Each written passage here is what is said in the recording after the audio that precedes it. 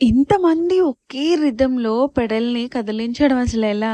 ఇది కేవలం ఒక బోట్ రేసే కాదు. కేరళ వాళ్ళకొక మంచి ఎమోషన్ అనమాట. ఒకే పడవలో ఇంతమంది కూర్చొని అందరూ ఒకే రిథమ్‌లో ప్యాండిల్ వేస్తూ అంత స్పీడ్‌గా రేస్ చేయడం చూస్తూనే చాలా ఎక్సైటింగ్‌గా ఉంటుంది కదా! కానీ ఈ కేరళ బోట్ రేస్ వెనుక కొన్ని విషయాలు తెలిస్తే ఇంకా ఇంట్రెస్టింగ్‌గా అనిపిస్తుంది.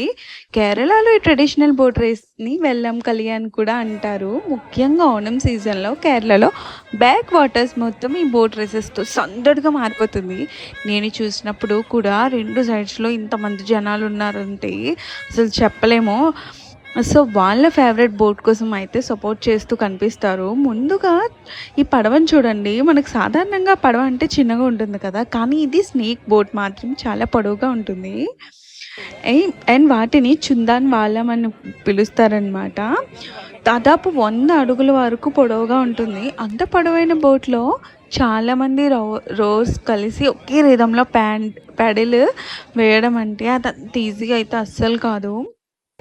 ఇక్కడ నాకు బాగా ఇంట్రెస్టింగ్‌గా అనిపించిన విషయం ఏంటో చెప్పనా? ఒక్కొక్కరు తమకు నచ్చినట్టు పెడల్ వేయరు. అందరూ ఒకే టైమింగ్‌లో వేయాలి. ఒక్కరి టైమింగ్ తప్పున మొత్తం రిథమ్ అంతా ఎఫెక్ట్ అవుతుంది. అందుకే ఇది కేవలం స్పీడ్ రేస్ కాదు. టీమ్ వర్క్, కోఆర్డినేషన్, స్ట్రెంగ్త్ ఈ 3 కూడా చాలా ఇంపార్టెంట్ అని అయితే నాకు అనిపించింది. ఈ రేస్ బోట్ కంటే అక్కడ అట్మాస్ఫియర్ నాకు చాలా అనిపించిందనమాట.